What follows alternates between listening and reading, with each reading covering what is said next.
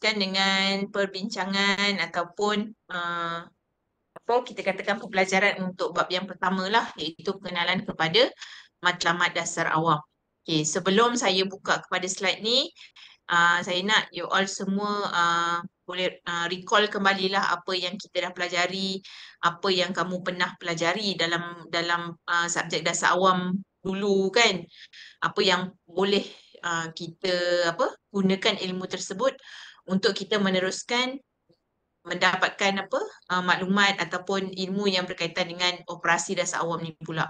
Okay, so maksudnya dalam subjek dasar awam sendiri kita dah belajar macam-macam perkara yang kita boleh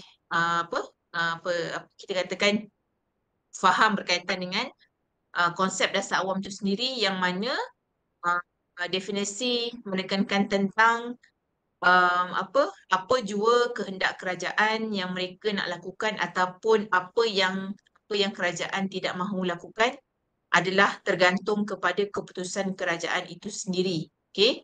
So maksudnya andai kata ada masalah yang berlaku di kalangan masyarakat, so kerajaan akan sedaya upaya untuk membantu bagi meringankan beban masyarakat, sama ada mereka ini melaksanakan satu dasar bagi mengurangkan masalah tersebut ataupun membasmi secara besar-besaran terhadap isu yang berlaku pada waktu tersebut. Contohnya mungkin kalau kita katakan isu yang melibatkan perkara-perkara yang banyak menyentuh kepada masyarakat, terutamanya melibatkan isu keuangan. Contohnya dari segi masalah ekonomi ke, bagaimanakah cara kerajaan mengambil tindakan dalam usaha untuk meringankan beban rakyat dikala ekonomi kita semakin meruncing ataupun semakin kita katakan banyak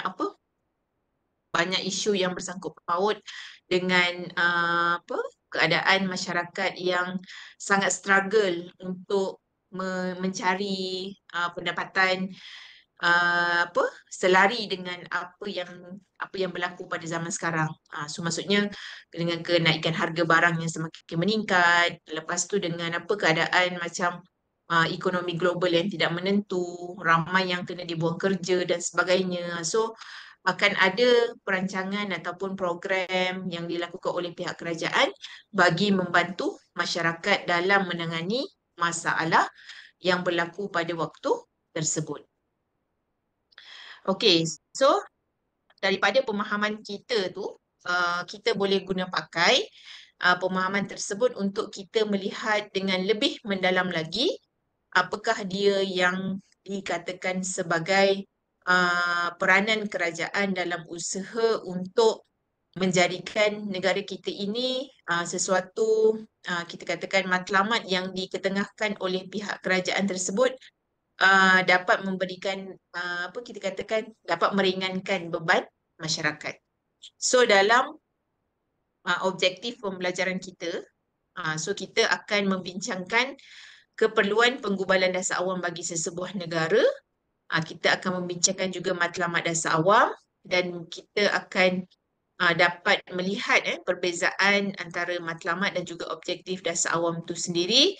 Kemudian kita nak juga membincangkan tentang konsep trade-off antara matlamat yang dibincangkan. Okay, so maksudnya dalam usaha ni kita nak nampak yang mana ada mungkin sesuatu yang dilaksanakan oleh pihak kerajaan, tetapi kadang-kala ianya masih lagi tidak dapat menyelesaikan masalah yang berlaku di kalangan masyarakat. So yang tu yang kita kena lihat, adakah polisi yang diketengahkan tersebut masih relevan ataupun kita perlu membuat penggubalan dengan menambahkan sedikit elemen-elemen yang tertentu bertepatan dengan situasi ataupun keadaan yang berlaku pada masa sekarang. Okey, so kita nak melihat pengenalan terhadap penggubalan dasar awam. Apa yang dikatakan sebagai penggubalan dasar awam? Iaitu satu proses kompleks yang melibatkan pelbagai pihak iaitu aktor dasar yang mempunyai pelbagai tugas, kepakaran dan juga tanggungjawab. Okey, so aktor dasar yang dah kita dulu ingat lagi tak daripada you all belajar dasar awam, aktor-aktor yang terlibat dalam proses pembuatan dasar awam adalah aktor-aktor rasmi dan juga aktor tidak rasmi. So kena recall balik So antara aktor-aktor rasmi yang kita pelajari dulu adalah berkaitan dengan aktor rasmi ni pihak kerajaan. Contoh Perdana Menteri, lepas tu menteri-menteri, pegawai-pegawai awam, lepas tu mereka-mereka yang dilantik secara sah di kalangan penjawat awam. Itu antara mereka yang terlibat dengan aktor rasmi. Manakala aktor tidak rasmi adalah seperti kumpulan berkepentingan, NGO kan. Lepas tu media massa, lepas tu orang-orang macam masyarakat awam, kira public lah. Lepas tu mungkin ada di kalangan mereka yang datang daripada private sector. Okay. So maksudnya itu dalam proses pembuatan dasar awam. Tapi dalam proses penggubalan dasar awam pun juga melibatkan aktor yang lebih kurang sama lah. So maksudnya kita nak gubal dasar tersebut, tapi dalam pada masa yang sama kita masih memerlukan tenaga kepakaran terhadap masalah ataupun isu yang diketengahkan pada waktu tersebut. Okey, so perbincangan mengenai siapa yang terlibat, mengapa dibuat dan apa perbezaan yang akan dilakukan. Okey, so dalam untuk kita buat penggubalan dasar awam ni, kita pun kena kenal pasti siapakah aktor yang perlu terlibat dalam kita punya kelompok perbincangan. Okay, kenapa kita perlu melantik mereka masuk ke dalam kumpulan tersebut dan apakah yang nak kita lihat perkara yang penting supaya dasar tersebut digubal agar kita dapat memenuhi kepada tuntutan perkara yang baru yang perlu diselesaikan pada waktu tersebut. Okey. Dan dasar awam merupakan setiap tindakan yang diambil oleh pihak kerajaan sama ada untuk membuat atau tidak membuat sebarang tindakan. Yang ni yang saya maklum tadi itulah definisi kepada konsep dasar awam itu sendiri. Apa jua tindakan yang kerajaan nak ambil ke, sama ada dia nak buat ataupun dia tak nak buat sebarang tindakan, dia nak buat berdiam diri, itu adalah terpulang kepada kerajaan berdasarkan kepada kebijaksanaan kerajaan dalam mengurus sesebuah organisasi kerajaan. Okey. Seterusnya dasar awam ni dibina atau dibuat oleh pihak kerajaan atau agensi awam yang terlibat. Okey, satu tindakan yang mempunyai tujuan. Tindakan atau keputusan dibuat oleh kerajaan untuk mengatasi masalah awam. Okey, dan setiap polisi awam ataupun dasar awam tu akan dinilai oleh pihak berkuasa dalam sistem politik sesebuah negara seperti ada wakil rakyat, hakim, eksekutif dan juga pentadbir. Dan kebiasaannya isu-isu yang melibatkan pembentukan dasar awam ataupun penggubalan dasar awam ini akan dibincangkan dalam Dewan Negara dan juga Dewan Rakyat sebelum sesuatu keputusan tersebut dibuat keputusan oleh Yang di-Pertuan Agong. Okay, so yang ni ada sedikit recap yang you all perlu ingat untuk subjek yang sebelum ni lah, dasar awam yang you all sendiri dah pelajari, untuk kita polish up balik yang kita punya ingatan tentang knowledge yang perlu kita fahami berdasarkan kepada dasar awam itu sebenarnya apa. Apakah dia konsep yang diketengahkan dalam dasar awam dan juga siapakah individu yang terlibat dalam proses tersebut dan apakah elemen yang diperlukan dalam pelaksanaan dasar awam itu sendiri. Okey, seterusnya keperluan penggubalan dasar awam. Kenapa? Okey, kenapa perlunya kita buat ataupun kerajaan buat penggubalan terhadap dasar yang telah dilaksanakan. Okey, contoh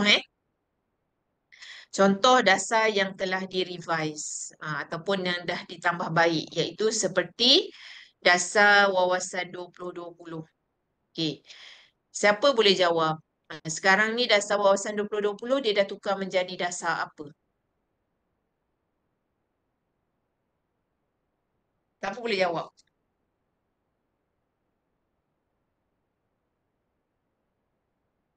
Dasar Masih, transformasi minda. sorry? Dasar transformasi minda? Apa dia?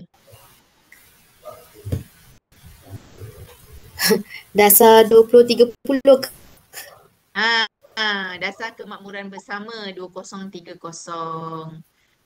So ada kawan kita yang alert, ada yang tidak alert. Okay. So maksudnya dasar 2020 tu dia masih relevan, tetapi 2020 dah berlalu dah 5 tahun yang lepas. Yang mana masa dasar wawasan 2020 itu dilaksanakan dulu, seawal saya rasa masa tu apa? Seawal masa tu saya rasa saya darjah 2 ke darjah 3. Kan? So maksudnya lama, dengan dalam tempoh masa yang lama telah telah dirancang dasar tersebut, yang mana dalam dasar tersebut kita nak melihat pada tahun 2020 negara Malaysia ini menjadi sebuah negara yang maju. Okay. Tapi apa yang terjadi? 2020 Malaysia masih lagi belum mampu untuk mencapai kepada status negara maju, dan Malaysia masih lagi dalam status negara sedang membangun, developing country. Okey, kenapa perlu ada penggubalan dasar tersebut? Sebab yang 2020 ni dah lepas, dah berlalu 202, sekarang kita dah 2025. So selepas daripada kita nampak dalam sebelum 2020 tu, kita dah boleh nampak adakah Malaysia ini mampu untuk mencapai taraf negara maju menjelang 2020. Tapi dilihat kita masih lagi tidak mampu, dan kerajaan telah membuat penggubalan dengan membuat penambahbaikan kepada dasar kemakmuran bersama 2030. Tetapi 2030 akan menjelang 5 tahun lagi. Dan apa pandangan kamu? Adakah Malaysia ini mampukah Malaysia untuk mencapai negara maju, standing dengan negara maju di luar sana menjelang 2030? Tapi kerajaan pun dia ada dia punya rancangan dan juga kajian berkaitan dengan perkara tersebut. So mungkin sebelum menjelang 2030, dia melihat mungkin ada elemen-elemen yang tidak mampu untuk dicapai oleh Malaysia, maka dia pun akan mencari satu lagi alternatif. Mungkin dia akan memperbaharui dasar itu lagi untuk membentuk sesuatu dasar yang lain berdasarkan kepada keupayaan Malaysia dalam menghadapi situasi tersebut. Okey. So, keperluan penggubalan dasar ni bagi melaksanakan pembangunan yang seimbang. Okey. Seimbang tu maksudnya seimbang dari segi ekonomi, politik, sosial dan juga alam sekitar. Apakah dia standard kepada pengukuran pencapaian status negara maju adalah apa jua yang kita lakukan adalah bersifat seimbang. Yang maksudnya di sini kita kena pastikan andai kata kita dapat meningkatkan taraf ekonomi dalam sesebuah negara, dalam pada masa yang sama kita kena pastikan tidak ada kemiskinan dalam penduduk di Malaysia. Kemudian tidak akan berlaku kerosakan dalam penerokaan alam sekitar. Kemudian mungkin tidak akan berlaku masalah sosial di kalangan remaja. So kita sendiri boleh fikir, adakah Malaysia sudah ready dengan perkara tersebut ataupun masih lagi tidak mampu untuk mencapai ke arah pelaksanaan sustainable development tersebut. So maksudnya kita diukur daripada standard SDG. Biasa kalau kamu dengar SDG ada 17 dia punya elemen yang objektif yang perlu dipenuhi oleh sesebuah negara sebelum kita dapat mencapai kepada status negara yang maju. So maksudnya kalau kita kata kita nak membangunkan kepada sosial dalam Malaysia yang kita dapat kenal pasti masalah kepada masalah sosial di Malaysia akan dibenteras dengan sebaiknya dan semua masyarakat boleh behave dengan baiklah. Tapi dalam pada masa yang sama kita kena lihat adakah politik kita berada dalam keadaan kestabilan. Andai kata masih lagi belum. So maksudnya kita masih lagi tidak mampu untuk mencapai kepada status negara yang maju. Okey, itu dikatakan sebagai pembangunan yang seimbang. Kemudian menyelesaikan masalah yang dihadapi. Okey.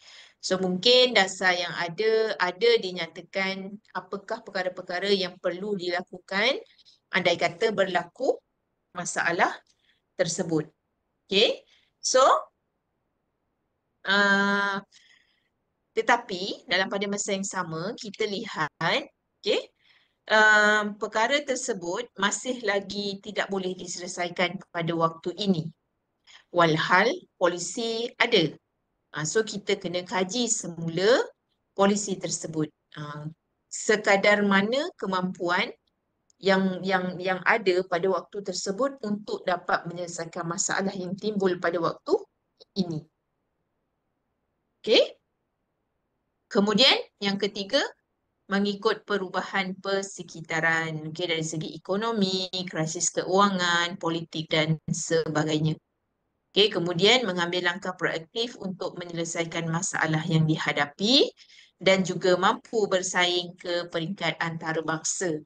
So maksudnya satu-satu polisi itu kita rasa macam ada certain perkara yang tidak relevan, yang sudah tidak relevan boleh yang dilakukan pada waktu sekarang nak compare dengan pada masa yang lepas. Contoh yang obvious sekali adalah pada waktu sekarang kita mau kepada teknologi dan mungkin polisi tersebut tidak menyentuh tentang isu berkaitan dengan teknologi. So terutamanya melibatkan let's say kita kata masalah berkaitan dengan sosial remaja di Malaysia. So kalau waktu dulu ni remaja tendensi dia untuk sekadar kita katakan bersosial, ada isu yang melibatkan penyalahgunaan dadah dan sebagainya kan, yang berlaku di kalangan mungkin masyarakat bandar sahaja pada contohnya. Tapi sekarang ni tak kira masyarakat duduk di luar bandar ke, di dalam bandar ke, di pedalaman ke dan sebagainya, semua menghadapi masalah sosial yang disebabkan oleh peningkatan penggunaan teknologi di dalam negara. So mungkin polisi sebelum ini tidak menyentuh tentang penggunaan teknologi. So kenapa kita perlu membuat penambahbaikan dan membuat penggubalan kepada dasar tersebut? Disebabkan oleh pertukaran perbezaan keadaan semasa yang berlaku pada waktu sekarang. Okay? So yang itulah pemahaman yang perlu kita ada kenapa perlunya proses penggubalan dasar terhadap sesuatu dasar, rancangan, program ataupun projek yang dilakukan oleh pihak kerajaan. Okey.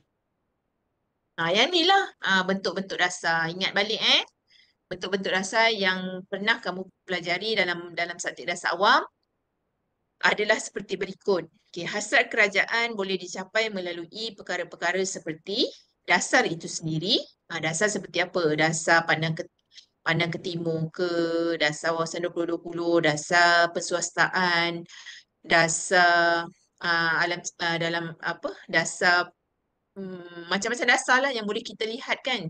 Contoh-contoh dasar yang ada dalam negara kita.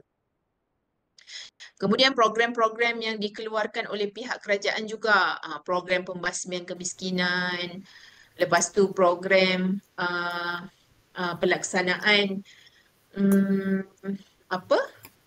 pembasmian gejala dadah ke dan sebagainya. So any kind of program yang dilaksanakan oleh pihak kerajaan. Okey, kemudian projek apa yang dilakukan oleh kerajaan? Projek pembersihan sungai secara besar-besaran untuk menyelamatkan menyelamatkan hidupan akuatik contohnya. Kemudian selain itu adalah projek-projek yang bersifat mega, pembinaan jalan raya ke dan sebagainya, semua any kind of projek yang dikeluarkan oleh pihak kerajaan, sama ada projek tersebut mendatangkan hasil ataupun tidak. Dan semuanya adalah perkara yang melibatkan dasar, program, projek dan juga setiap rancangan itu bertujuan untuk memenuhi kepada hasrat kerajaan. Tolong mute ni Tolong mute you punya mic. Okay, thank you. Okay, so hasrat kerajaan akan dipenuhi ataupun dilihat apakah dia punya hasrat kerajaan tu adalah semata-mata untuk memenuhi kepada keperluan masyarakat itu sendiri.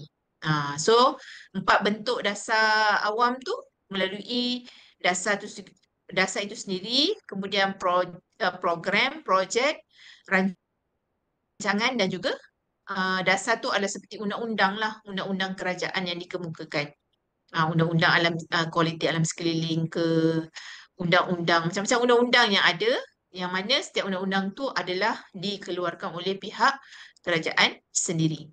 Okey, so dalam rancangan seperti rancangan jangka panjang, rancangan jangka pendek, rancangan Malaysia pertama, kedua, ketiga sehingga sekarang sampai rancangan Malaysia ke-12. So kita boleh faham dekat situ yang mana bentuk dasar awam itu bukan hanya tertakluk kepada dasar apa, dasar pembasmian kemiskinan. Itu memang sure menunjukkan yang itu adalah tindakan yang diambil oleh kerajaan bagi membasmi kemiskinan.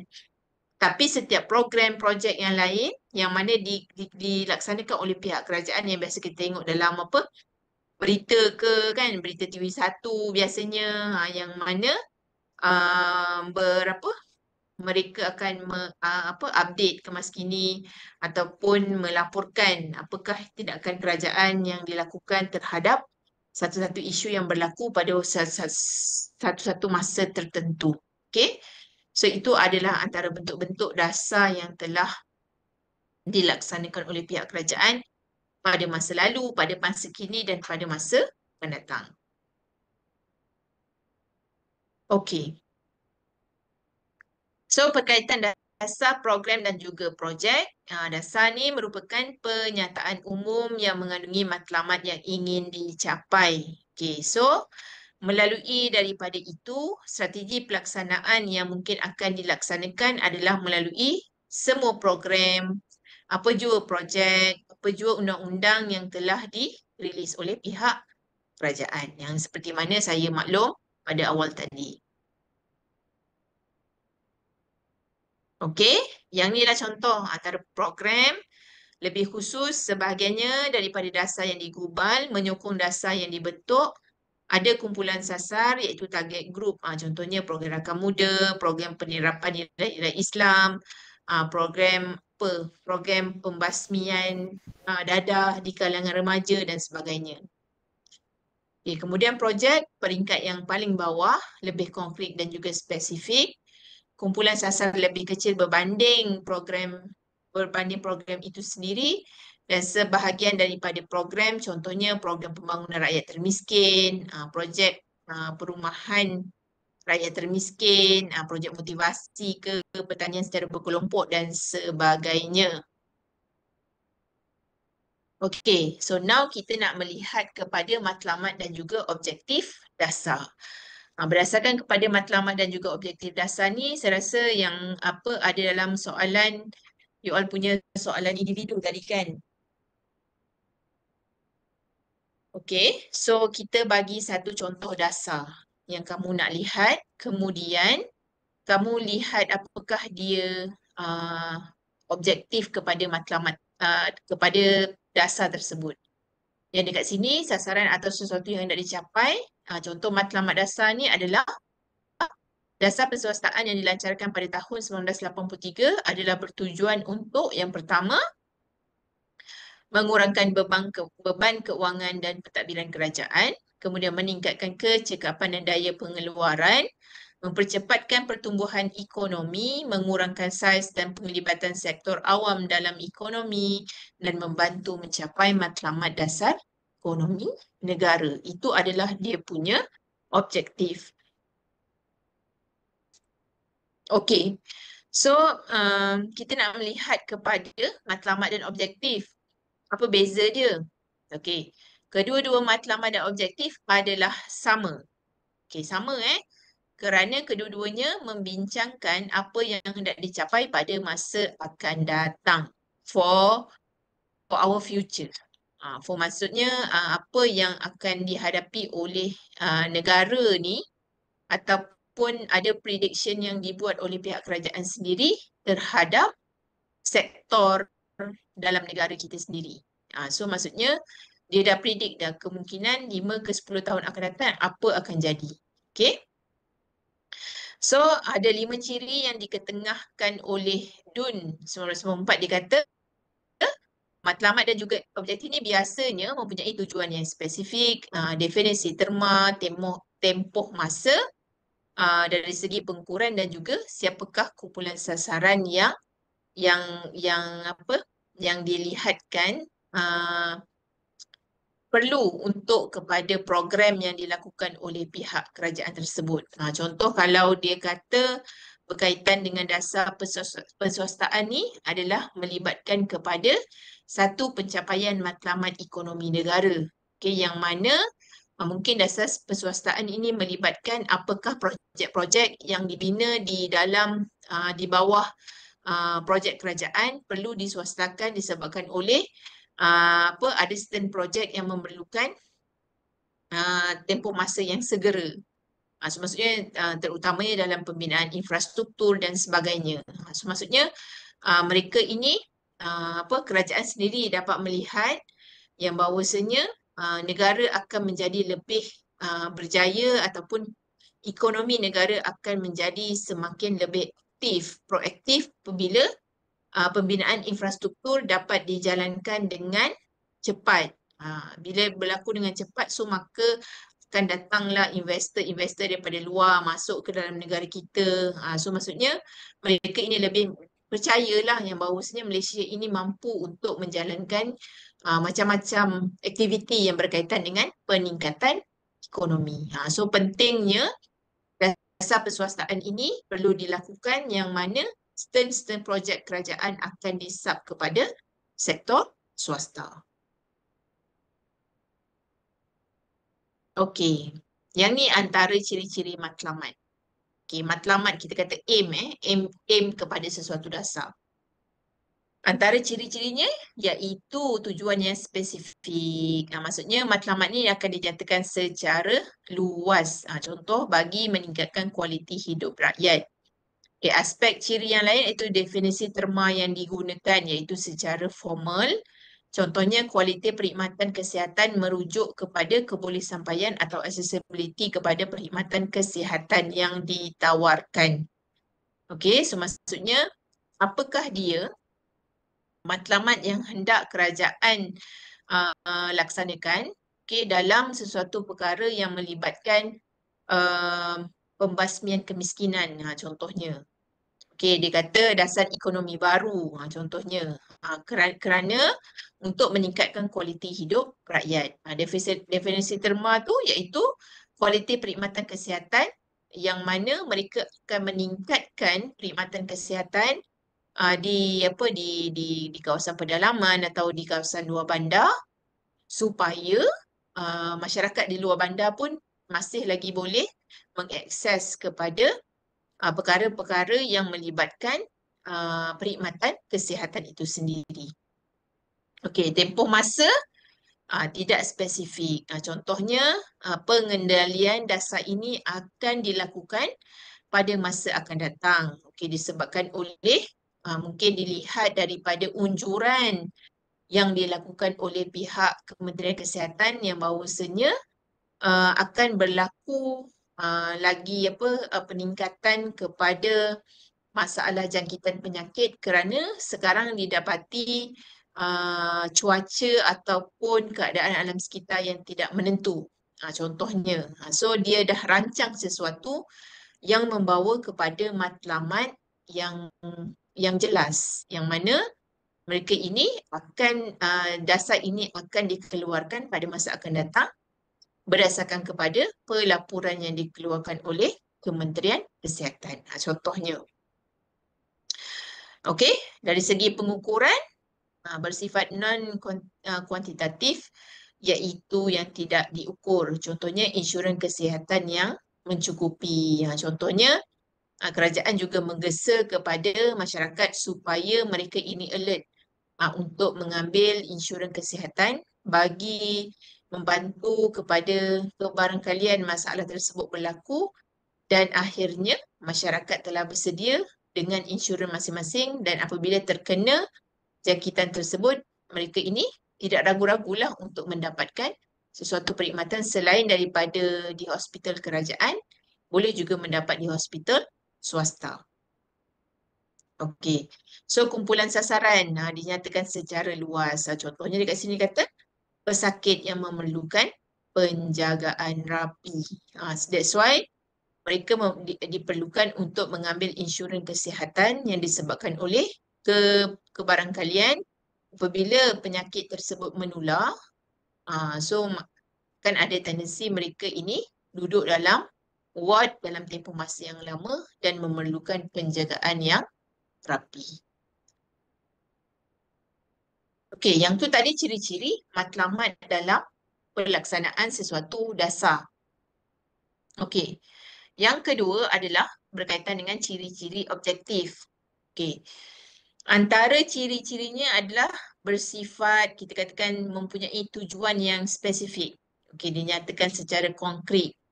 Contohnya untuk meningkatkan jumlah doktor sebanyak 10%. Definisi terma yang digunakan, contohnya kualiti perkhidmatan kesihatan merujuk kepada jumlah atau nisbah antara doktor dan juga pesakit. Tempoh masa iaitu secara spesifik di antara tahun 1990 hingga 1995. Pengukurannya bersifat kuantitatif iaitu jumlah pesakit yang dilindungi per 1,000 orang. Dan kumpulan sasaran dinyatakan secara spesifik iaitu keluarga yang mempunyai pendapatan tahunan kurang daripada 24,000. Okey, apa yang boleh kita relatekan daripada contoh dasar perswastaan ini adalah melibatkan kepada penswastaan perkhidmatan kesihatan iaitu penswastaan kepada perkhidmatan hospital ataupun klinik. Okey. So, kerajaan mungkin menggesa kepada dasar penswastaan tersebut yang mana kita memerlukan kepada banyak lagi perkhidmatan yang bersifat kesihatan kerana kita nak menjaga kebajikan masyarakat. Mungkin hospital dan juga klinik kerajaan tidak mampu untuk menampung kepada keseluruhan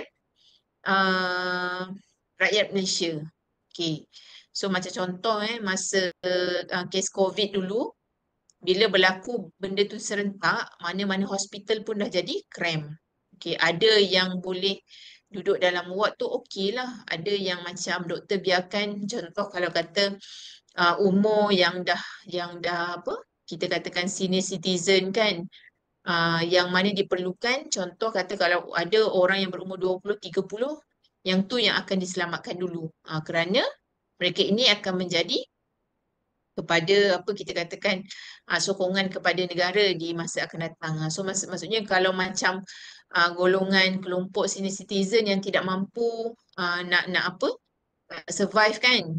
So makanya dengan keadaan hospital kita yang dah cram dengan jumlah pesakit yang semakin meningkat setiap masa kan, semua orang kena COVID, ada yang sampai katil hospital pun tak mencukupi, tabung-tabung gas tidak mencukupi dan akhirnya mereka mati. Dan kebanyakannya yang apa dapat kita lihat mana-mana yang boleh survive tu alhamdulillah lah. So mana-mana yang ada duit mereka pergi kepada klinik ataupun hospital swasta. Okay, that's why diperlukan ada apa satu dasar penswastaan kepada hospital-hospital yang boleh memberikan perkhidmatan kesihatan kepada rakyat. Maksudnya rakyat tidak hanya tertumpu kepada perkhidmatan hospital kerajaan. So dia ada matlamat dan juga objektif yang spesifik lah tentang dasar yang dikemukakan tersebut. Setakat tu boleh? Boleh Doktor, boleh. Okey. Okey, so seterusnya dalam matlamat dasar awam, Stone mengatakan justifikasi wujudnya dasar awam ataupun tindakan kerajaan untuk membuat atau tidak membuat sesuatu, iaitu berdasarkan kepada pengukuran atau penilai dasar awam. Hal ini akan dilihat berdasarkan kepada kesaksamaan atau kesamarataan, kemudian keberkesanan, kebebasan dan juga keselamatan. Okey, so kita nak tengok satu persatu. Apa yang dikatakan sebagai kesaksamaan? Okey. Kesaksamaan ni maksudnya persoalan tentang pengagihan sumber kepada individu manusia secara saksama. Okey, hal ini kerana bagi membuat penyelesaian konflik akibat daripada pengagihan barangan dan juga perkhidmatan. So dalam hukum ekonomi pun kita akan ada pilihan. Okey. So maksudnya kita tak boleh ambil semua. Pilihan tersebut akan menentukan yang mana A ataupun B. Kerana dalam sumber ekonomi juga yang menyatakan sumber ekonomi itu adalah terhad. So maksudnya kita perlu ada pilihan terhadap sesuatu perkara yang kita hendaki. Dan dalam isu kesaksamaan ni kita nak menjawab kepada persoalan tentang siapa yang boleh dapat benda ni, bila mereka boleh dapat dan bagaimana cara untuk mereka dapatkan perkara tersebut. Contohnya dari segi apa? Bantuan keuangan, subsidi, keselamatan, kesihatan, pembangunan luar bandar kan. So maksudnya dekat sini contoh bantuan keuangan, kerajaan memberi bantuan keuangan kepada masyarakat yang kurang mampu. Dia bagi BRIM ke dan sebagainya. So dia nak tengok dari segi taraf pendapatan mereka berapa, siapa yang layak untuk menerima subsidi, okay? Siapa yang layak diberikan bantuan dari segi pendidikan dan sebagainya. So maksudnya dari segi isu kesaksamaan ni, sebelum sesuatu benda yang datang daripada pihak kerajaan untuk diberikan bantuan kepada pihak rakyat, mereka ini akan membuat uji kaji dululah. Lihat daripada keadaan hidup mereka, lepas tu pendapatan, umur, dari segi tahap kesihatan dan sebagainya. Supaya kita membuat saluran itu kepada saluran yang betul. Maksudnya tidak apa? Tidak kata orang tu dah menjadi kaya, gaji besar dan sebagainya tapi still dapat bantuan daripada kerajaan. So maksudnya benda tu macam logik lah kan. So kita berikan berdasarkan kepada keupayaan pendapatan masyarakat, sesuatu kelompok masyarakat yang perlu diberi perhatian. Dari segi kesaksamaan, okay, treating like alike, pengagihan sumber negara, matlamat dasar perlu memberi kesan yang sama rata, iaitu setiap warga negara perlu mendapatkan semua keistimewaan. Okay. Kalau dari based on individual perception, mungkin ada yang rasa tidak puas hati. Okay. Contohnya, dari segi individual tax progresif, mungkin macam ada orang yang walaupun gaji dia tak tinggi tapi dia still kena bayar tax kerana dia single, dia tak ada family ke dan sebagainya kan. Kemudian dari segi akta keganasan rumah tangga, adil kepada siapa? Okay, so maksudnya depends lah kepada bagaimana mereka diberikan budi bicara ke dan sebagainya, apakah tindakan yang diberikan kepada si pelaku yang membuat keganasan dalam rumah tangga dan sebagainya. Okay, kalau macam dasar ekonomi baru, matlamat utama dasar ni diperkenalkan kerana bagi mewujudkan perpaduan negara, okay, dengan mengurangkan perbezaan ekonomi, sosial, kebudayaan, pendapatan dan sebagainya.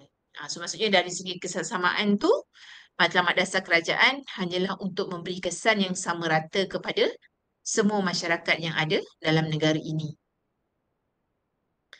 Okey, konsep kesesamaan ni penerima siapa yang dapat berdasarkan kepada status, grup mereka dari segi jantina, bangsa, lepas tu pekerjaan, tempat mereka duduk di luar bandar ke, di dalam bandar ke, di pedalaman ke, macam mana. Lepas tu dari segi barang dan perkhidmatan, apa yang kamu dapat? Mungkin dari segi bantuan keuangan, bantuan pendidikan percuma ataupun bantuan dari segi kelulusan pinjaman dan sebagainya. Okay, iaitu terdiri daripada sempadan kawasan dan juga nilai yang tertentu. Okey, untuk yang ketiga, bagaimana? Okey, bagaimana kamu memperolehinya? Sama ada melalui competition ataupun persaingan ataupun melalui pengundian iaitu penyertaan rakyat dalam sesuatu program yang dilaksanakan. Okey, selain daripada kesaksamaan, perkara kedua adalah berkaitan dengan kecekapan. Okey.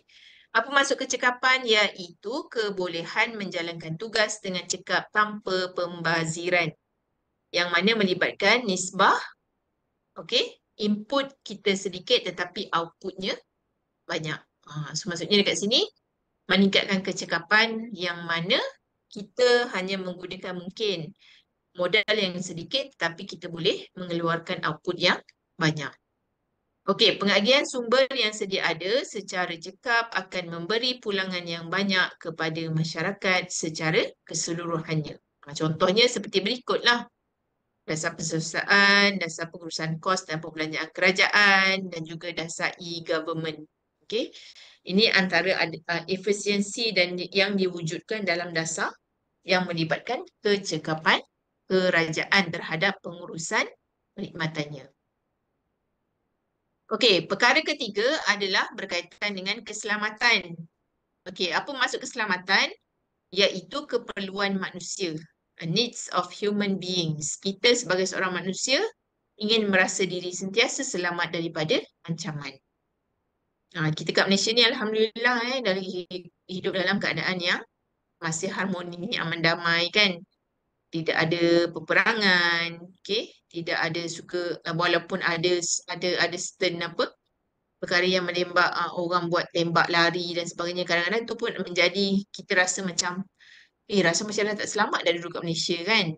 Tapi selagi mana kita punya kita katakan perkhidmatan awam yang menjaga keselamatan dan ketenteraman negara masih aktif dan juga sentiasa bersedia untuk perkara tersebut, insya-Allah kita akan dilindungi lah. Okay. So antara keselamatan tu adalah dari segi keselamatan ekonomi, fizikal, psikologi. Okay. Kemudian apa yang diperlukan oleh manusia untuk memenuhi keperluan fizikal mereka sendiri. Okay. So persoalan-persoalan yang mungkin berkaitan dengan isu keselamatan adalah apa yang diperlu disediakan oleh pihak kerajaan. Keselamatan dari segi apa? Mungkin kerajaan menyediakan perkhidmatan dari segi adanya perkhidmatan awam yang bersifat perkara menyebabkan tentera, polis, JPAM, kita ada bomber dan sebagainya. Okay, apa bentuk keperluan yang perlu dipenuhi? So maksudnya dari segi keselamatan pengguna.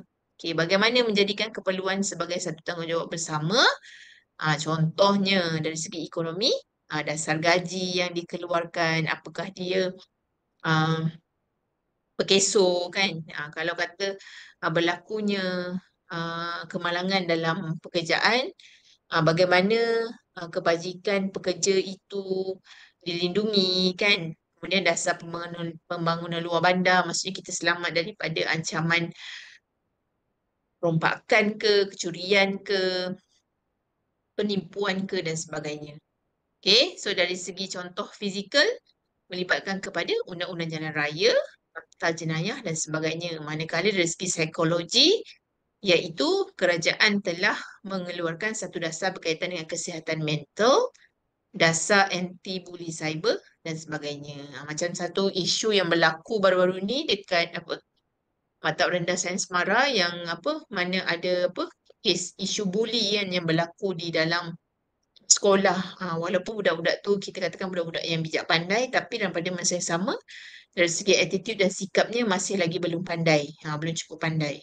So masih lagi ada kes-kes bully yang melibatkan benda tu benda jahat kan. So apa tindakan biasa kerajaan memberhentikan murid tersebut dari sekolah itulah.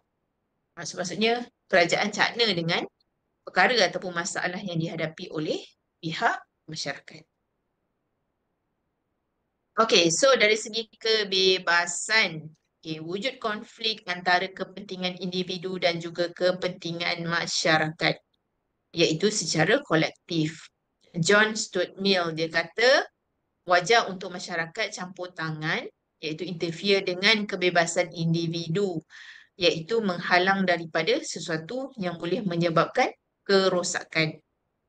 Okey, terdapat dua aspek yang difikirkan, iaitu dari segi kebebasan ni wujud satu kriteria yang memberi justifikasi untuk mencampuri urusan individu yang boleh mendatangkan kerosakan. Okey, dan wujud perbezaan jelas berhubung tingkah laku yang memberi kesan dan tidak memberi kesan. Okey, so maksudnya memang kita ada hak kebebasan, tapi dalam pada masa yang sama, hak kebebasan tersebut mungkin akan bersifat limited lah. Mungkin kita ada hak kebebasan untuk bersuara, tapi dalam pada masa yang sama, ada setengah-setengah perkara yang tidak boleh dilaksanakan secara public. Okey? Maksudnya kalau kita kata walaupun Facebook tu akaun kita, walaupun Instagram, TikTok tu akaun kita, kita tidak boleh sesuka hati untuk menyebarkan fitnah ke, menyebarkan perkara-perkara yang tidak betul ke di social media, dan akhirnya kita pun akan dikenakan tindakan walaupun ianya Facebook tersebut adalah milik akaun sendiri. Okey, kategori yang memudaratkan. Okey. Based on individu, kesan kecederaan fizikal yang boleh dilihat sama ada kecederaan ataupun yang kita tidak boleh lihat secara fizikal seperti masalah pencemaran. Okey, so maksudnya dari segi kecederaan fizikal mungkin kalau kita katakan satu perkara itu yang boleh dilakukan kerosakan ke atas individu, maka mereka ini akan merasakan tidak ada keselamatan, terhadap diri mereka, yang mana at any time pun orang boleh tembak ke, orang boleh pukul kita ke dan sebagainya. Itu yang kalau kita lihat dari segi fizikal.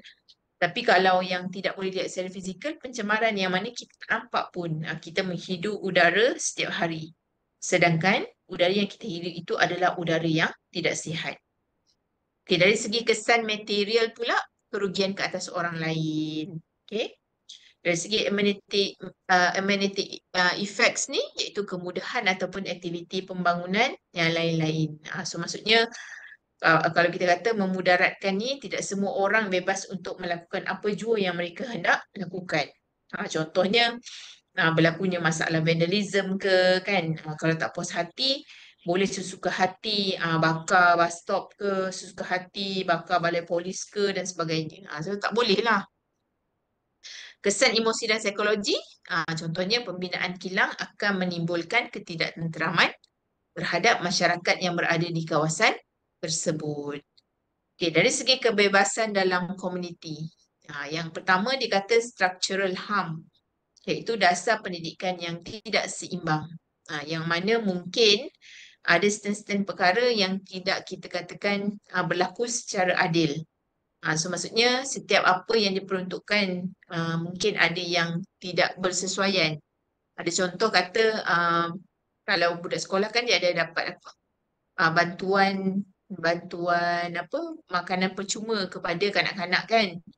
So dia lihatlah pendapatan ibu bapa dia berapa. So kalau macam tidak bertepatan, so maksudnya tidak boleh diberikan kepada kanak-kanak yang ataupun pelajar-pelajar yang mereka ini mampu sebenarnya. So kita lebihkan kepada para pelajar yang memang tidak mampu untuk mendapatkan inilah sumber makanan semasa mereka berada di sekolah.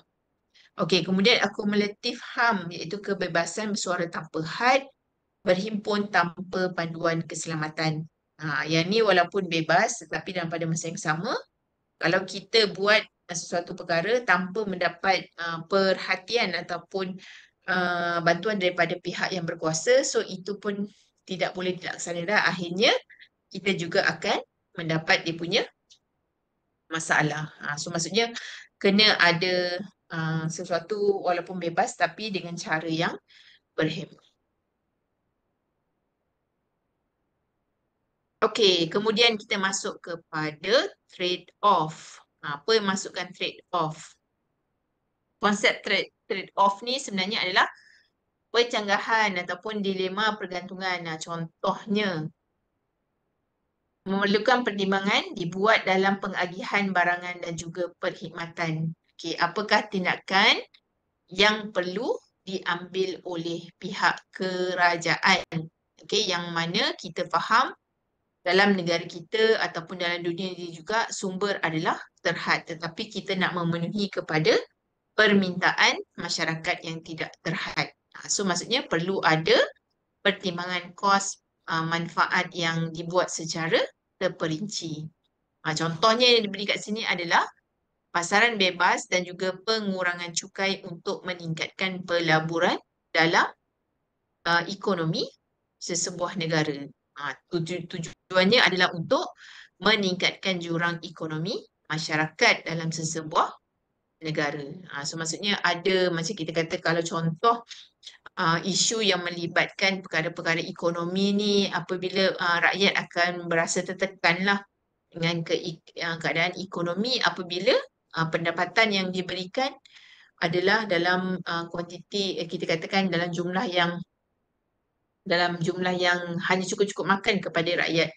Tapi dalam pada masa yang sama berlaku peningkatan harga barang, berlaku macam-macam lah peningkatan. So kalau kata orang tu mempunyai apa anak kecil-kecil 5 orang sekolah kan, selain daripada nak membiayai pendidikan, mereka juga memerlukan apa nak bagi makan anak-anak semua dengan pembelajaran-pembelajaran yang lain kan.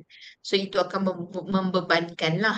So maksudnya kerajaan perlu meneliti perkara tersebut bagaimana untuk membantu masyarakat dalam memastikan mereka ini mendapat quality of life dalam kehidupan yang mana semuanya berlaku dalam keadaan yang seimbang. So kita tak nak berlaku masalah yang disebabkan ekonomi sahaja, dia akan berlarutan menjadikan masalah-masalah lain akan timbul. Contohnya kalau kata ibu bapa yang sibuk kan mencari pendapatan siang dan malam sehingga lupa untuk menjaga anak-anak dan akhirnya menyebabkan pengabaian kepada kanak-kanak tersebut yang akan meningkatkan kepada masalah sosial di kalangan kanak-kanak ataupun remaja.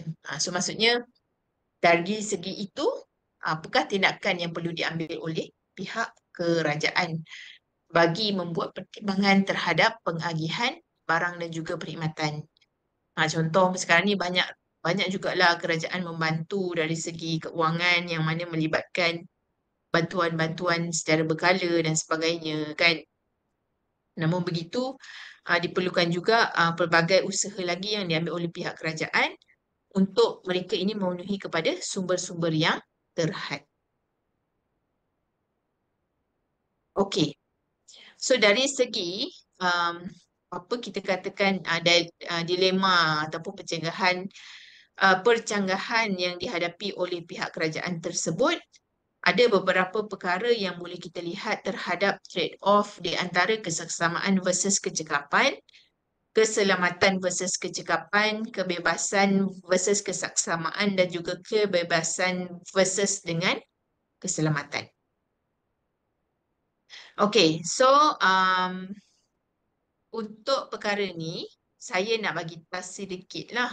Kalau kamu faham berkaitan dengan perkara yang kita explain, yang saya explain sebentar tadi. So, apakah yang dimaksudkan sebagai kesaksamaan versus kecekapan dari segi trade-off? Siapa nak cuba?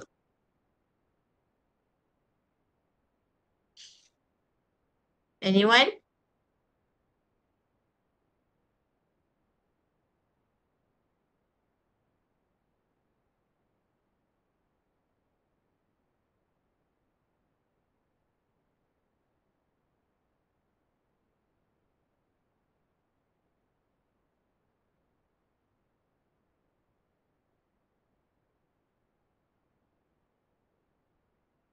Anyone?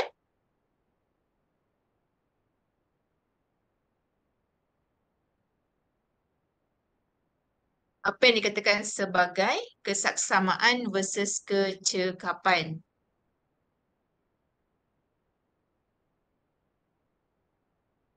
Cepat.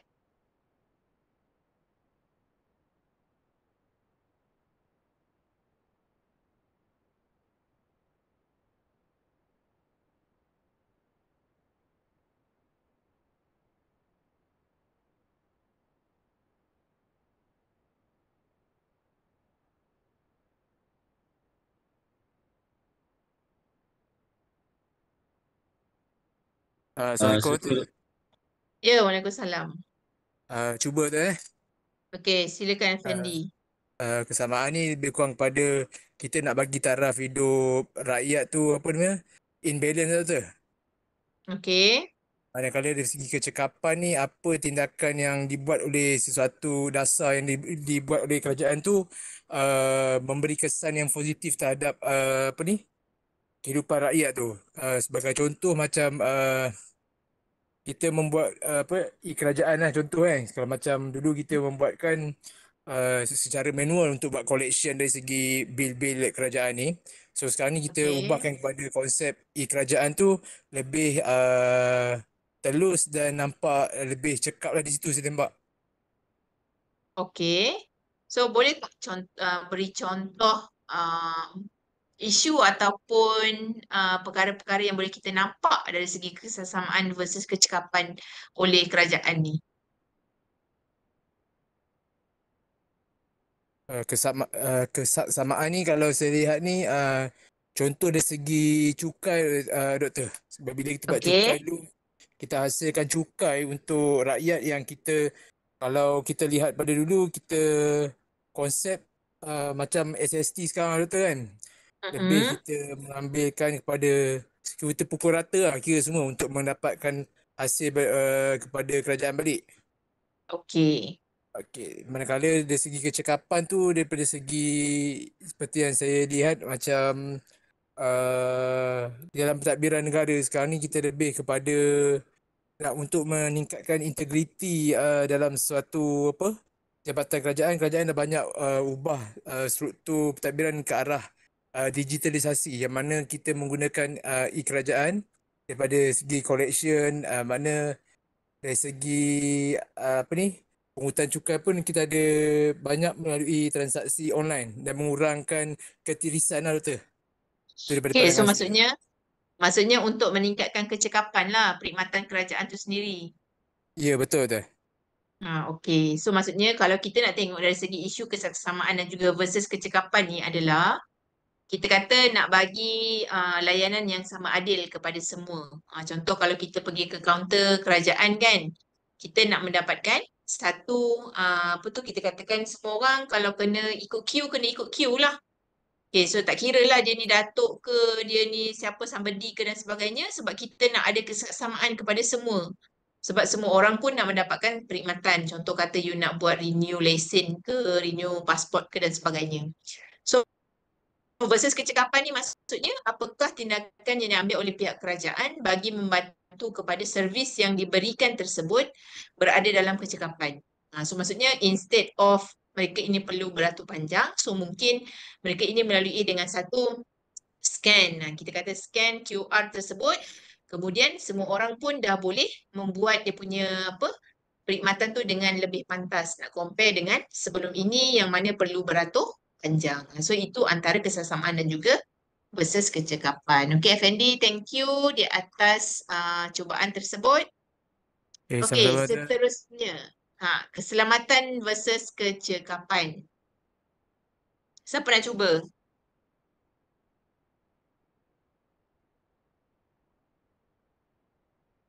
Keselamatan versus kecekapan.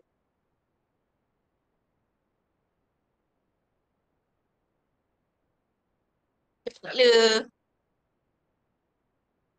Kalau habis cepat, kita boleh habis awal kelas.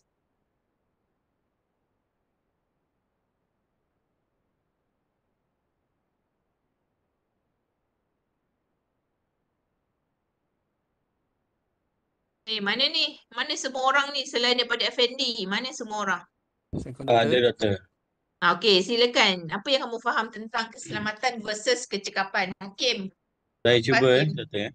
So, dari segi Okey. keselamatan ni lebih kepada macam apa yang perkhidmatan keselamatan yang kerajaan sediakan.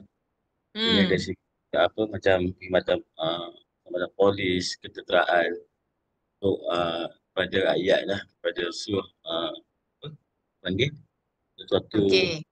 kawasan penduduk ataupun rakyat lah khususnya dari segi Hmm. keselamatan di sekitar kawasan, dari segi kawal polis dan juga keselamatan negara lah. Dari segi keadilan tu. Ya. Dan untuk yang kecekapan ni lebih kepada macam mana untuk meningkatkan ataupun menaik taraf dari segi keselamatan kepada rakyat lah. Contohnya dari segi macam mana sekiranya berlaku kes-kes apa kes pencuri ke ataupun pecah rumah dan sebagainya, bagaimana untuk mencepatkan apa polis ataupun tindakan pantas daripada pihak polis lah untuk mengatasi suatu kes. Okey, betul. Thank you Hakim.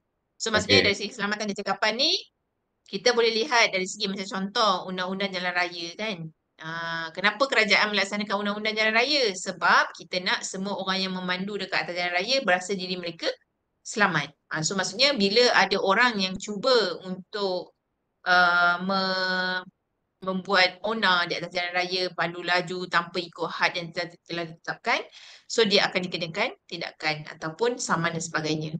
So versus kecekapan, kita tengok bagaimana undang-undang tersebut boleh meningkatkan kecekapan. Contohnya kalau kita kata dari segi sekatan jalan raya. So kalau buat sekatan jalan raya dengan kenderaan jumlah yang sangat banyak pada waktu sekarang, adakah masih relevan? Yang mana ianya akan meningkatkan kadar traffic jam yang semakin tinggi dan akan menyusahkan lagi orang ramai. So mungkin kecekapan yang mungkin boleh dibuat adalah dengan menggunakan teknik daripada tembak yang sembunyi-sembunyi tu kan. PDRM kan selalu buat kan, so dengan kamera dan sebagainya, so dengan peningkatan tersebut, so at least setiap daripada mereka yang melakukan kesalahan itu dapat ditangkap tanpa ada sekatan jalan raya yang dibuat. Okey. Kemudian yang ketiga, kebebasan versus kesaksamaan. Siapa nak cuba?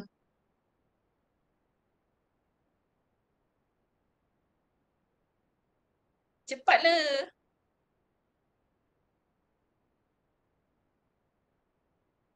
Kebebasan versus kesaksamaan.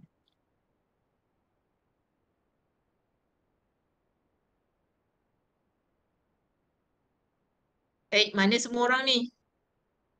Doktor, saya cuba. Okey, cuba. Siapa yang nama? Norafidah. Ya betul. Okey. Kalau dia macam hak individu tu untuk buat pilihan sendiri. Dia tanpa sekatan lah. Contoh dia macam kebebasan bersuara, kebebasan berniaga, kebebasan dia nak bergerak ke. Contoh macam tu lah. Okey.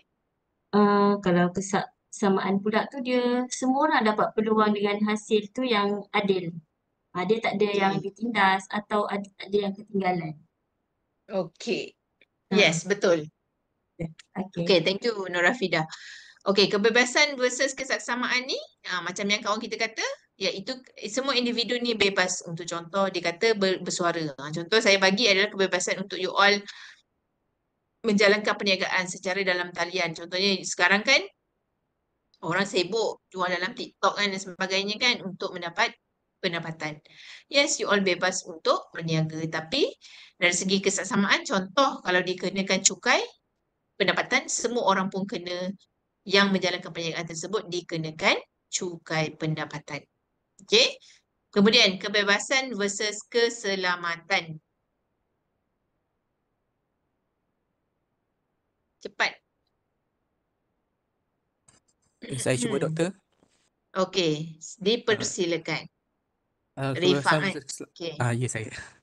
Kebebasan versus yang keselamatan ni yang tadi seperti yang terangkan pasal kebebasan, tapi dia lebih kepada faktor keselamatan apabila kebebasan tu dapat, tapi apakah faktor keselamatan yang perlu dihadapi oleh seseorang.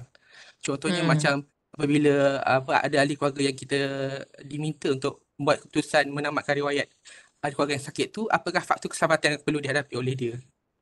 Okey. Maksudnya isu yang melibatkan dekat ni lah macam kita bebas untuk membuat keputusan. Okay, tapi pada masa Ada yang sama, implikasi keselamatan yang perlu kita hadapi. yes, sama ada kita nak biarkan dia bertarung dengan penyakitnya ataupun kita nak biarkan dia kita katakan biarlah dia pergi dengan baik lah. So maksudnya dari segi kebebasan dan juga keselamatan itu adalah melibatkan sesuatu yang mana mana kata macam ni satu aspek yang boleh kita lihat yang paling mudah lah dalam erti kata yang mana kita kata walaupun kita ini bebas untuk dari segi kalau kata penggunaan jalan raya kita bebas untuk memandu dalam kawasan dalam di Malaysia. So maksudnya tak kisahlah sekejap ada call. Sekejap.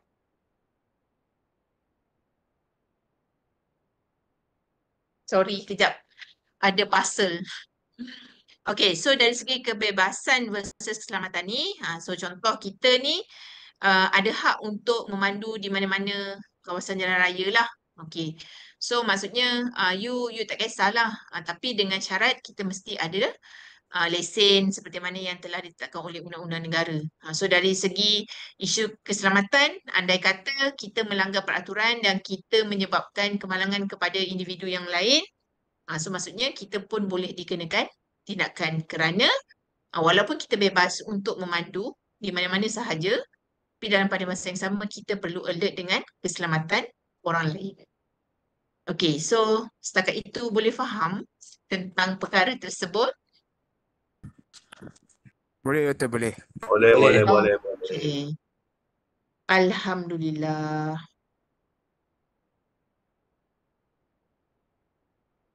Okey, so kita berhenti seketika untuk solat asar. Boleh?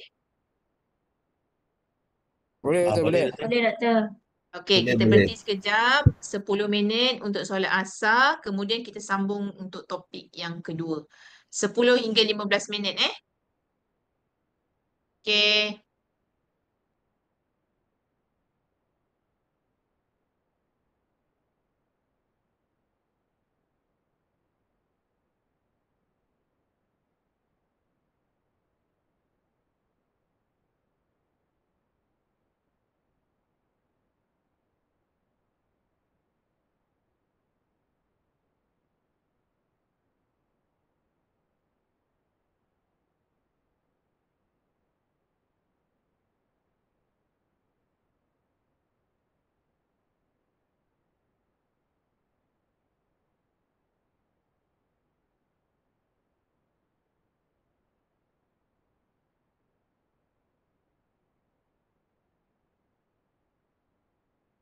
Okey, boleh kita teruskan?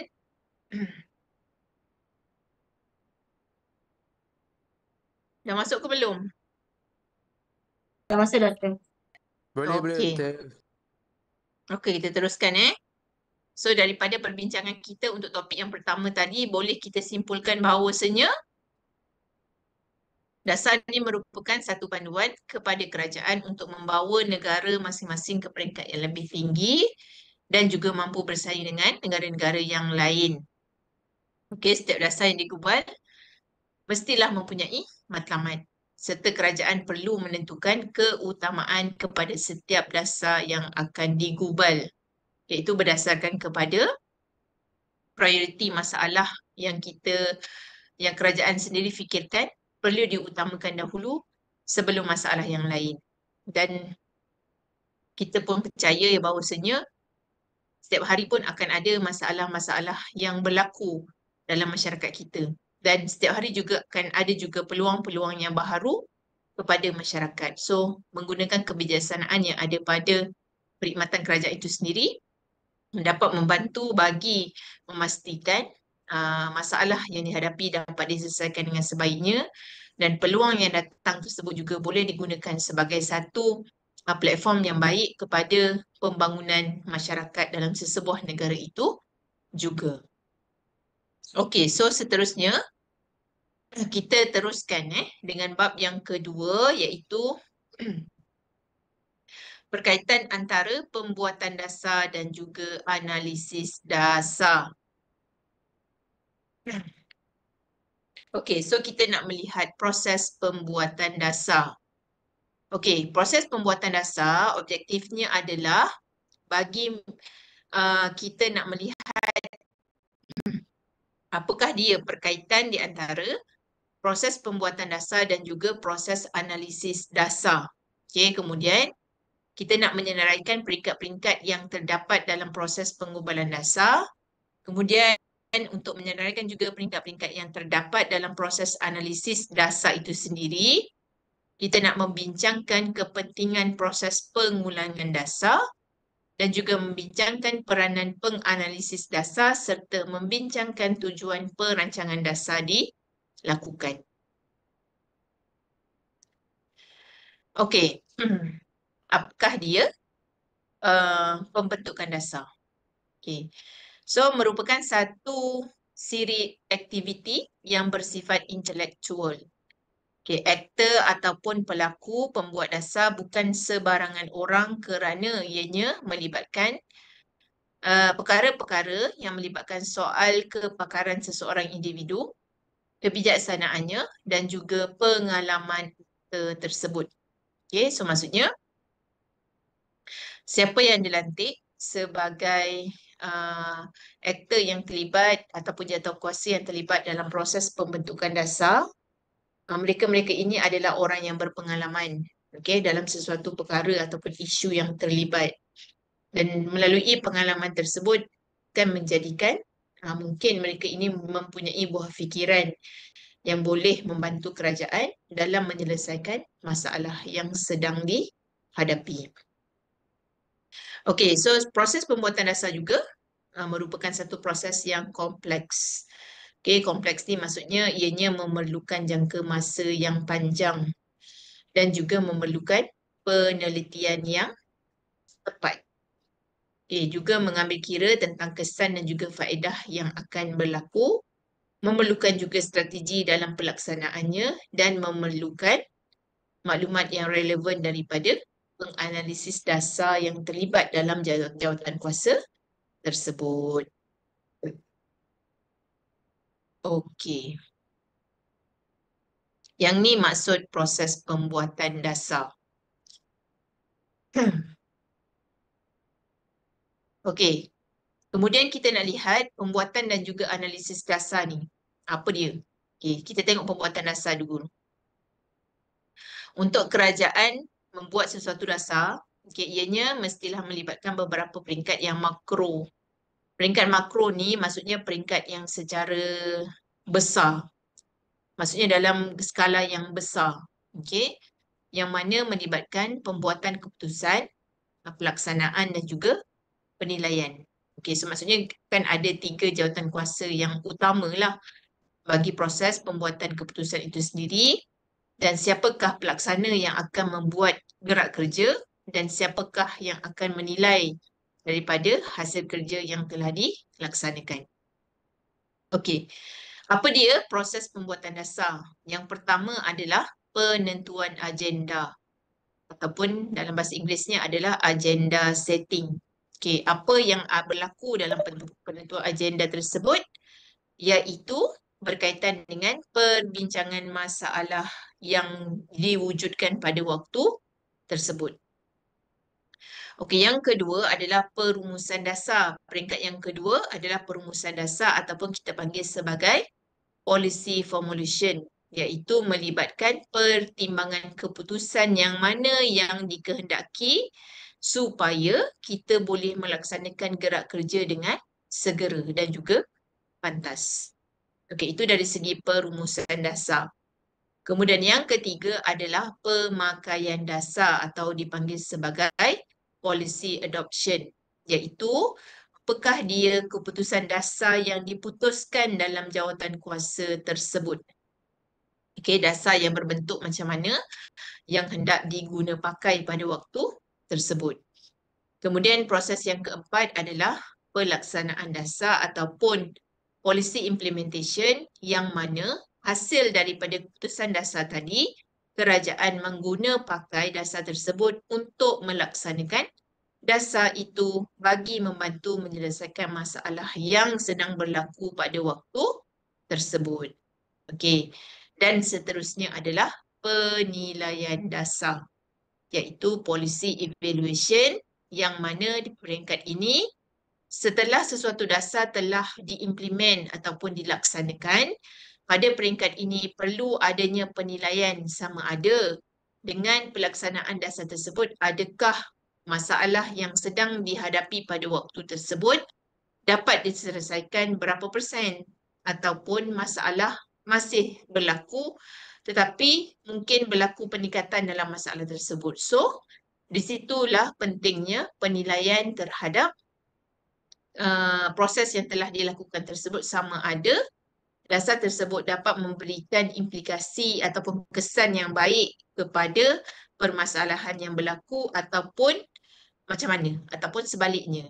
So tergantung kepada keputusan yang dibuat di dalam jawatankuasa penilaian.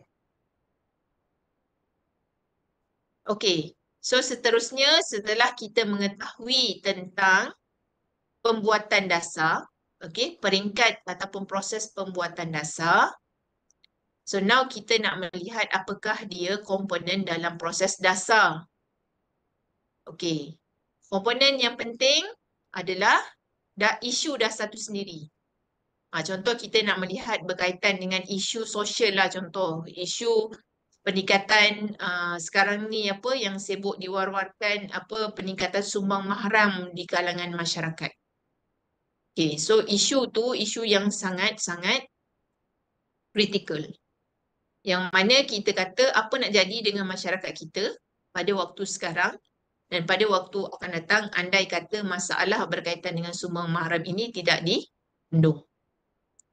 Okay, so siapakah aktor yang mungkin terlibat dalam proses untuk menganalisis dasar tersebut?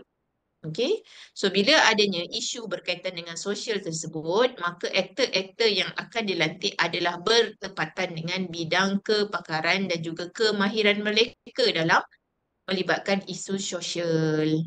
Okay, contoh mungkin ada antara mereka adalah penyelidik dalam bidang sains sosial. Kemudian ada antara mereka adalah profesor yang terlibat secara langsung dengan kegiatan, kita katakan kegiatan masalah-masalah sosial, ataupun NGO yang terlibat dalam pembasmian kepada masalah sosial. Lepas tu kementerian mana yang terlibat, sama ada kementerian keluarga dan kementerian apa, kementerian wanita, keluarga ke dan sebagainya. Lepas tu jabatan sumber manusia pula, jabatan kebajikan masyarakat ke. So maksudnya kena kenal pasti antara aktor-aktor rasmi dan juga aktor tidak rasmi yang perlu terlibat dalam usaha untuk kita membentuk satu jawatankuasa bagi menyelesaikan isu yang melibatkan sumbang mahram. Okay, seterusnya, komponen seterusnya apa yang perlu dilihat iaitu sumber ataupun bajet yang ada dari keuangan kerajaan. Berapa banyak yang kerajaan ada boleh peruntukkan duit bagi kita mengkaji dasar ni ataupun bagi kita mengkaji isu tersebut untuk kita nampak jalan penyelesaian kepada pembasmian masalah yang berlaku. So maksudnya kalau kata bajet tidak tinggi, apakah yang perlu dilakukan, tindakan yang perlu dilakukan untuk selarilah dengan bajet yang ada dan juga penyelesaian masalah yang perlu dilaksanakan. Okey. Kemudian institusi awam apa yang mungkin terlibat? Mungkin jabatan pendidikan, mungkin dari segi macam jabatan kekeluargaan ke, rukun tetangga ke, ataupun mana-manalah institusi awam yang terlibat secara langsung dan tidak langsung dalam isu yang melibatkan hubung kait di antara masalah yang berlaku. Okey. Kemudian seterusnya komponen dalam dasar, dalam proses dasar tu adalah hubungan antara kerajaan. Okey, maksudnya mana-mana jawatankuasa, mana-mana pihak ataupun mana-mana terutamanya pihak-pihak kerajaan yang bersama-sama terlibat dalam proses tersebut. Contohnya PDRM. Lepas tu dari segi macam rukun tetangga kawasan perumahan, siapakah dia punya wakil rakyat dekat kawasan tersebut. Lepas tu mungkin di peringkat kerajaan negeri. Mungkin hari tu yang diwar-warkan di negeri Kelantan, peningkatan terhadap kes sumbang mahram meningkat di negeri Kelantan. Suatu macam isu yang macam kita rasa macam tak sepatutnya berlaku dengan keadaan macam kita faham negeri Kelantan ni dia sangat kuat dari segi pengajaran agama Islamnya lah. So kenapa hal ini berlaku? So benda ni perlu dikaji, perlu dilihat. Apakah yang menyebabkan peningkatan kepada peratusan kes yang melibatkan sumbang mahram di negeri tersebut. Okay, so itu adalah komponen yang perlu diteliti lah. Itu isu dasar, aktor-aktor yang terlibat, berapakah sumber yang ada, bajet kewangan, institusi awam yang terlibat dan hubungan antara kerajaan itu sendiri. Okay, so now kita nak melihat kepada proses analisis dasar. Okay, yang melibatkan aktiviti yang melibatkan intelektual, ilmiah dan juga bersifat kajian, menggunakan metodologi tertentu, iaitu seperti dalam bidang sains politik, sosiologi, ekonomi dan juga politik. Okey, so maksudnya dalam proses penganalisisan dasar tersebut, yang contoh kata dasar pembangunan masyarakat, dasar pembangunan sosial di Malaysia. Contohnya kita lihat daripada perspektif dasar itu sendiri, apakah elemen yang diketengahkan dalam dasar tersebut. Okay, so berdasarkan kepada lantikan aktor rasmi yang ada kepakaran dan juga pengalaman terhadap isu-isu yang berkaitan, mereka akan mengetengahkan idea. Okay, so selanjutnya mereka akan membuat sedikit kajian yang mana mereka akan turun padang untuk melihat keadaan ataupun situasi yang berlaku di kawasan tersebut.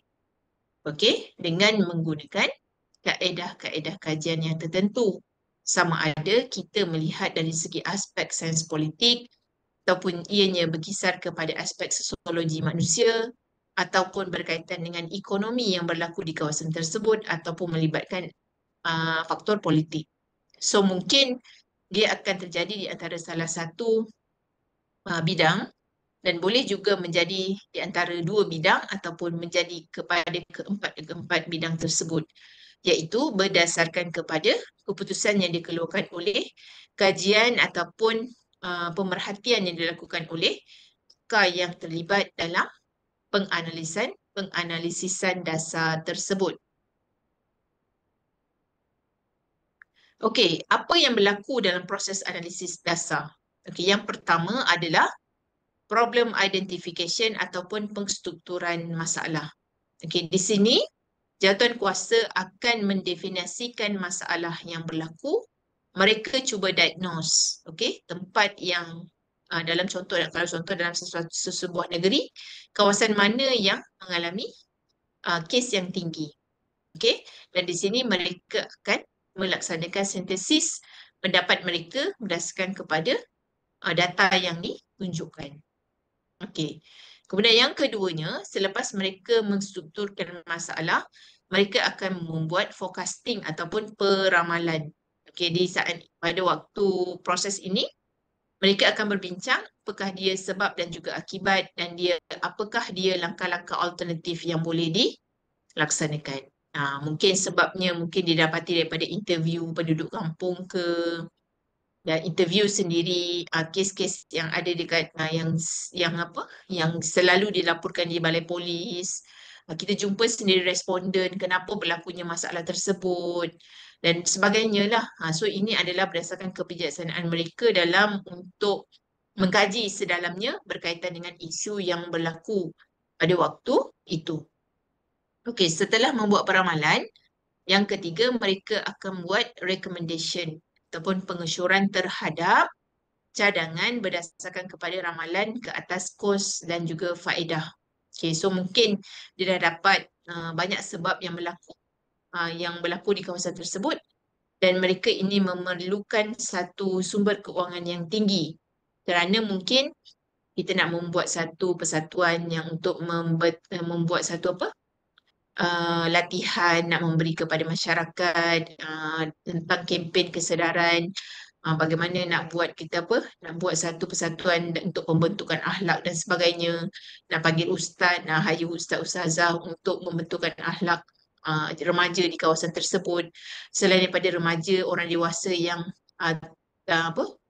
yang dah lalai, yang dah jauh terjebak dengan perkara-perkara sedemikian. So macam-macam lah yang kita nak kena cuba try and error untuk menjadikan yang mana kos yang kita ada pada waktu ni, adakah kita mampu untuk membuat seperti mana yang dicadangkan.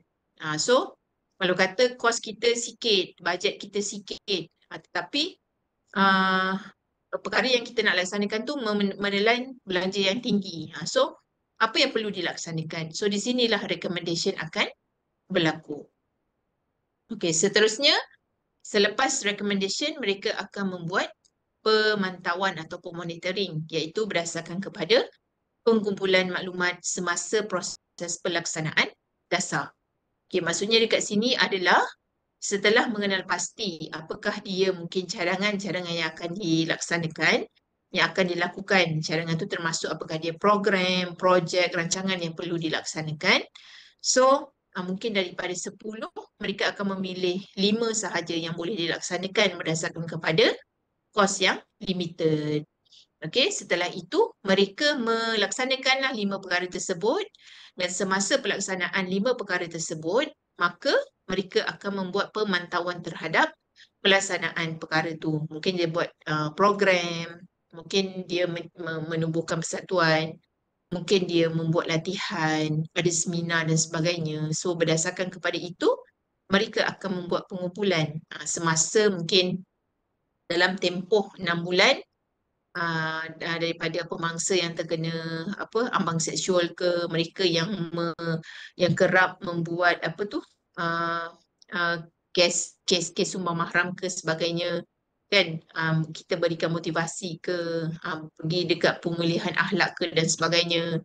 So adakah program yang dijalankan tersebut mendatangkan impak yang baik, iaitu sebelum program dijalankan, semasa dijalankan dan juga selepas dijalankan. Okey, kemudian yang terakhir adalah assessment, iaitu penilaian ke atas keseluruhan perjalanan pelaksanaan dasar tadi. Okey, so maksudnya kita menilai sama ada keberkesanan program tersebut dapat memberikan impak yang besar kepada perubahan masyarakat ataupun sebaliknya. Okey, so seterusnya kita nak melihat kepada proses pembuatan dasar dan juga analisis dasar ni, yang mana di dalam 5 proses pembuatan dasar melibatkan penentuan agenda, cadangan dan alternatif, perancangan, pelaksanaan dan juga penilaian. Okey, itu dalam proses pembuatan dasar. Manakala 5 proses dalam analisis dasar adalah melibatkan penstrukturan masalah, peramalan, pengesyoran, pengawasan dan juga penaksiran. Okey, dan kita nak melihat apakah yang dikatakan proses pengulangan dasar. Okey, seperti mana yang dah saya tunjukkan tadi, even dalam you all punya perancangan akademik, di bawah topik tugasan individu kan nampak ada gambar rajah cycle kan, cycle pembuatan dasar. Itu kita katakan proses pengulangan dasar, sebab nampak anak panah tu berpusing. Dia akan berlaku daripada agenda setting tu, penetapan agenda, dan akhir sekali nanti proses penilaian. So dia akan berpusing balik, melibatkan kepada, kalau kata ianya masih lagi masalah masih lagi belum dapat diselesaikan, so mereka akan mengulangi proses yang sama. Okey, apa yang dikatakan proses pengulangan dasar? Iaitu pembentukan dasar akan berulang bermula dari peringkat pertama hingga akhir, iaitu policy cycle. Di sini dimaksudkan adalah penambahbaikan dan juga pengukuran kepada dasar sedia ada bagi mencapai matlamat yang disasarkan, iaitu bertujuan menyelesaikan masalah semasa. Okey, di sini perlu ada, kita katakan, kepentingan dalam proses pengulangan. Yang ini menurut Sabita 1997. Dia kata pembetulan dapat dilakukan selepas penilaian. So maksudnya kenapa perlu ada pengulangan tersebut, yang mana kita nak membuat satu pembetulan yang berdasarkan kepada penilaian yang telah dibuat. Okay, so berdasarkan kepada mungkin 5 program ataupun projek yang telah dilakukan oleh kerajaan, ada 1 ataupun 2 yang perlu dibuat pembetulan, penambahbaikan. So kita kena bermula dengan cycle yang pertama semulalah dengan menetapkan agenda setting. Okey, so dasar yang memerlukan juga tindakan susulan, tidak hanya kerajaan buat hanya syok sendiri, tak. Perlu ada pemantauan dan juga tindakan apakah yang perlu dilakukan andai kata dasar tersebut tidak berjaya. Dan setelah matlamat baru diperoleh, maka proses pengulangan perlu dilaksanakan. Okay, bagi membantu membuat dan juga penilai lebih bersedia selepas proses penilaian. Kemudian, keperluan untuk mengulang lagi proses tersebut kerana mungkin ada masalah yang tidak konsisten berlaku pada waktu tersebut. Okay, selain daripada itu, proses pengulangan ini juga bagi bertujuan untuk mengurangkan kesilapan pelaksanaan bila diulang semula proses tersebut. So itu antara kepentingan lah dalam proses pembuatan dasar ini untuk kita buat pengulangan. Okey, seterusnya kita nak tahu apakah dia peranan penganalisis dasar. Penganalisis dasar ni siapa? Kadang-kadang kalau kita macam ada isu-isu melibatkan politik dan sebagainya, dia akan nampak dekat TV kan, akan keluar penganalisis dasar. Siapa nama dia? Mereka ini yang membuat kajian dan juga meneliti tentang sesuatu perkara atau isu yang berlaku, dan mereka membuat persepsi berdasarkan kepada pengalaman dan juga tahap pengetahuan dan juga kemahiran yang ada dalam diri mereka. Okey, so peranannya, mereka akan mengumpulkan, menyusun, mengatur serta berkomunikasi dengan maklumat yang diterima, menyampaikan maklumat serta memahami masalah yang berlaku. Mereka juga akan memberikan pandangan yang tepat dan betul untuk setiap tindakan yang bakal diambil. Okey, dan penganalisis ini juga perlulah seorang yang mahir dalam bidang teknikal, iaitu mereka ini membuat ramalan yang tepat untuk setiap penyelesaian yang dijalankan. Okey, penganalisis dasar juga mestilah seseorang yang faham dan jelas tentang matlamat organisasi dan apakah dia nilai-nilai etika dalam sesuatu pembangunan masyarakat itu sendiri. Okey, mungkin sebab penganalisis dasar ni manusia biasa pun kan, setiap manusia pun tidak terlepas daripada membuat kesilapan. So mungkin ada kesilapan yang berlaku semasa proses penganalisan tersebut. Yang pertama mungkin disebabkan oleh ruang lingkup yang terhad, okay, mungkin tak cukup maklumat, okay, kelewatan masa. Kemudian ada mungkin penyelidikan yang dilakukan tidak secara mendalam dan mereka hanya melihat isu-isu semasa sahaja, dan boleh juga jadi data yang didapati itu bias dan juga mungkin boleh melibatkan berkaitan dengan kaitan politik. So benda-benda tu benda yang common yang sering berlaku apabila sesuatu proses yang sedang dijalan tu mengalami kesilapan dalam proses penganalisisan terhadap dasar tersebut. Okey, seterusnya kita masuk kepada perancangan dasar. Apa yang dikatakan sebagai perancangan dasar itu adalah perancangan penting dalam sesuatu dasar. Okay, kita merancang. Okay, kerana apa? Kerana nak buat suatu dasar ni bukan memerlukan modal yang sikit. Dia memerlukan bajet yang tinggi. That's why perlu kita rancang betul-betul supaya kita tidak menyalahgunakan sumber kewangan kerajaan. Okey. Dalam perancangan dasar juga merupakan satu tindakan yang teratur yang mana melibatkan aktiviti perbincangan, perundingan dan juga merangka strategi yang baru. Okay, strategi bagi mencapai matlamat dan juga tujuan dasar itu sendiri. Okey, apa dia strategi perancangan dasar? Iaitu yang merujuk kepada perancangan untuk mengetahui beberapa perkara. Okay, yang ni you all boleh rujuklah modul ada dinyatakan. Apa yang dikatakan perancangan untuk mengetahui beberapa perkara. Okay, kemudian perancangan melibatkan beberapa pertanyaan. Dan juga perancangan ini akan mencadangkan proses sesuatu masalah yang perlu dipecahkan dengan menggunakan teknik-teknik yang tertentu. Okay, so maksudnya bukan perkara yang mudah dalam kita kata stage ataupun peringkat perancangan. So maksudnya rancang ni kena rancang betul-betul supaya tidak akan mengakibatkan banyak kerugian yang dialami dan juga kita perlu melihat kepada suatu perkara itu secara sedalamnya.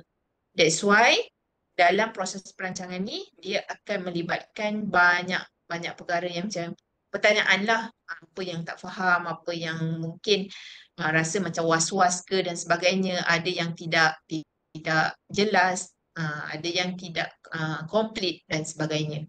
Okay, itu adalah strategi dalam perancangan dasar. Okey, strategi yang pertama adalah melibatkan pengetahuan ataupun knowledge. Okay, di sini dia menyatakan dalam strategi satu yang melibatkan pengetahuan bagi mempermudahkan pencapaian matlamat yang telah ditentukan kerana perancangan berkaitan dengan keputusan yang menentukan kegiatan-kegiatan yang akan dilaksanakan bagi mencapai sesuatu matlamat. Strategi ini biasanya akan dilakukan oleh aktor dalam pembuat dasar itu sendiri, yang mana mereka mempunyai pengetahuan tentang perkara tersebut dan mereka ini pakar serta mempunyai pengalaman. Okey. Kemudian berkaitan dengan program-program yang akan dilaksanakan termasuklah melibatkan kos dan juga untung. Selain daripada itu berkaitan dengan pelaksanaan iaitu sejauh mana sesuatu dasar itu dapat dilaksanakan dengan sempurna. Seterusnya perlu bersifat sederhana tapi juga boleh disusun dengan secara sistematik mengikut keadaan dan keperluan semasa ataupun persekitaran. Yang mana ianya adalah berkaitan dengan apa yang kita fokus ataupun peramalan dengan mengambil kira beberapa risiko yang perlu dihadapi pada waktu sekarang dan juga pada waktu akan datang. Okey, dari segi yang kedua adalah strategi pertanyaan. Okey, maksudnya pertanyaan lah. Seperti mana yang saya explain tadi, akan berlaku banyak pertanyaan kerana ada sesuatu yang tidak jelas. Okey, apa kegiatan yang perlu dijalankan dalam rangka pencapaian matlamat yang telah ditetapkan? Jadi, manakah sesuatu projek atau program tu nak dijalankan? Siapa yang terlibat dalam program berkenaan dari segi kuasa dan juga tanggungjawab? Dan bagaimanakah cara melaksanakan kegiatan ke arah pencapaian matlamat? So, maksudnya semua pertanyaan tersebut mestilah dijawab untuk mendapatkan maklumat yang sahih tentang pelaksanaan dasar yang hendak dijalankan. Okey, manakala strategi yang ketiga adalah melibatkan cadangan proses. Iaitu yang pertama untuk mengetahui secara hakiki apakah masalah yang berlaku tersebut ataupun apakah isu yang melibatkan masalah itu berlaku. Kemudian proses seterusnya mereka perlu mengumpulkan segala fakta yang berkaitan dan juga membuat penganalisisan Yang ketiga, mereka perlu menentukan hasil daripada penganalisan yang telah dibuat. Okey, yang keempat, melibatkan persediaan ke arah pelaksanaan dasar. Dan yang kelima, mereka akan menentukan apakah dia mungkin hasil yang bakal dicapai berdasarkan kepada proses yang telah dilaksanakan. Okey, setakat tu boleh faham berkaitan dengan apa yang perlu kita fahami di bawah konsep perancangan pembentukan dasar dan juga apakah dia strategi-strategi yang perlu dilaksanakan dalam perancangan pelaksanaan dasar tersebut. Setakat tu boleh? Boleh Doktor. Boleh Yang lain? Boleh insyaAllah Doktor. Okey, Alhamdulillah. Okey, kalau okey, saya simpulkan di sini. Penghasilan dasar kerajaan ni memerlukan penyelidikan yang teliti dan juga rapi. Kerana bagi kita mengetahui apakah punca wujudnya masalah awam yang dihadapi. Okey. Tugas peranan penganalisis dasar ni sangat besar kerana mereka ini bertanggungjawab dalam membantu pihak pembuat dasar bagi menghasilkan satu keputusan dasar yang bijak. Okey. Proses pengulangan dasar penting dilakukan bagi memantapkan dasar dan aspek perancangan juga perlu diambil kira oleh penganalisis dasar untuk mereka pastikan setiap cadangan penyelesaian yang diberikan akan mengambil kira persekitaran perubahan yang berlaku di sekeliling. So maksudnya kita tak naklah usaha yang dilakukan tu hanya sia-sia. Kita nak at least ada mendatangkan impak yang positif kepada pembaharuan ataupun pembasmian terhadap suatu perkara yang mana saya beri contoh tadi adalah berlaku peningkatan kes sumbang mahram di sebuah negeri. Maksud kita tak nak ianya berlaku berleluasa sehingga ke merata tempat. So benda yang baru berlaku ni perlu dicegah daripada ianya terus berlaku yang akan mengakibatkan banyak kesan yang negatif dalam masyarakat kita. Okey, setakat itu boleh tak agak-agak untuk pembelajaran kita pada hari ini untuk topik yang pertama dan juga topik yang kedua.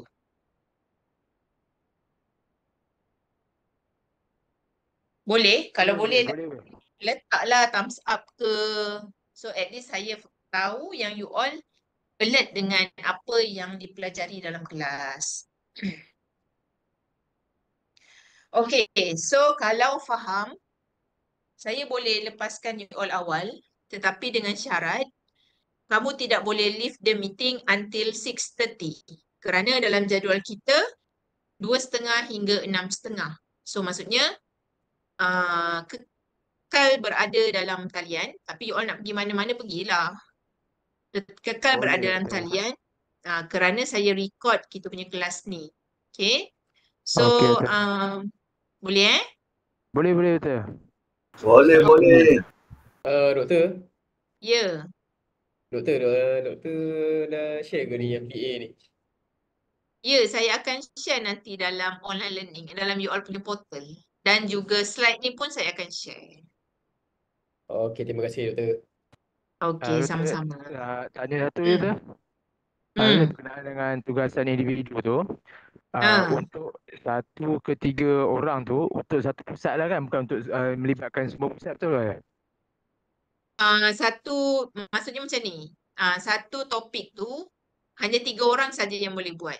Orang keempat dia kena cari topik yang lain. Itu untuk satu pusat Doktor?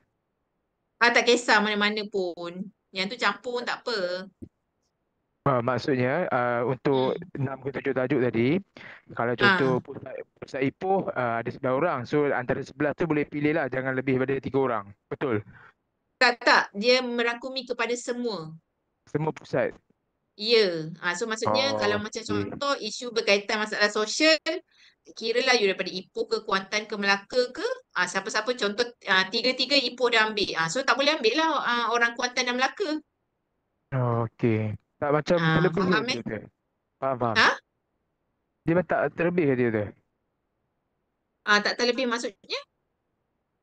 Kalau semua sekali Ipoh ada 11 orang, Ha. Melaka 11 kan? Ha. Kelantan ada 20 lebih kot, tak salah saya. Doktor, saya pun ingat doktor apa untuk apa ni, dia ingat untuk setiap satu branch je, satu center kan. Tak.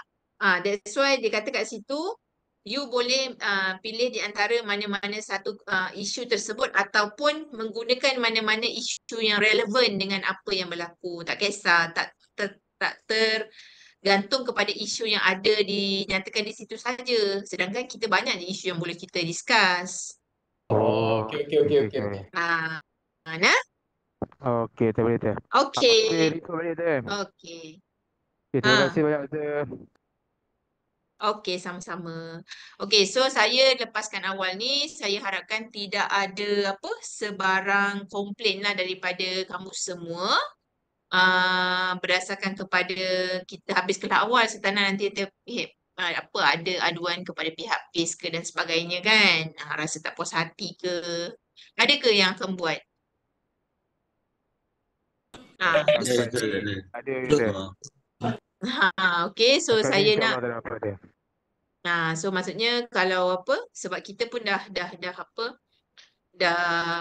go through kepada semua maksudnya topik yang agenda kita dah selesai. So at least semua orang pun dah mendapat info berkaitan dengan apa yang hendak kita bincangkan. So tak ada apa-apa pun isu yang berbangkit kan. So maksudnya sepatutnya kalau kita habis 6.30 tapi kita boleh habis awal, tapi dalam record kita biarlah habis dalam tempoh masa yang telah ditetapkan. So kita boleh habis awal tapi jangan leave the meeting until pukul 6.30 nanti saya yang akan end the meeting untuk semua. Boleh Boleh doktor, boleh. Okey. So kita akhiri kelas kita dengan bacaan tasbih kifarah dan juga surah Al-As.